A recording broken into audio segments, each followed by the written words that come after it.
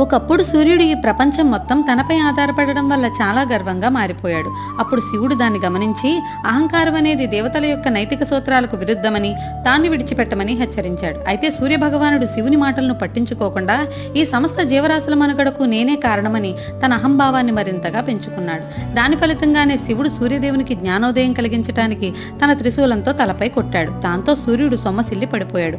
ఒక్కసారిగా లోకం మొత్తం చీకటిగా మారింది. అప్పుడు సూర్యుడి తండ్రి అయిన ఋషి కశ్యపుడు అక్కడికి వచ్చి విషయం పూర్తిగా తెలుసుకోకుండా శివుని కోపంగా చూస్తూ, నీవు కూడా ఇలాగే నీ పుత్రునికి భవిష్యత్తులో ప్రాణహాని కలిగిస్తావని చెప్పించాడు.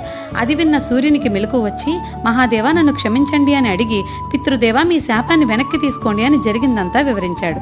తర్వాత కశ్యపుడు తన తప్పు గ్రహించి శివుణ్ణి శాపాన్ని ఉపసంహరించుకోమని కోరాడు. కానీ శివుడు ఒక్కసారి శాపం ప్రసాదించబడితే ఉపసంహరించలేమని వివరించాడు. దాని కారణంగానే శివుడు తన కుమారుడు గణేశుడి తలను నరకాల్సి వచ్చింది.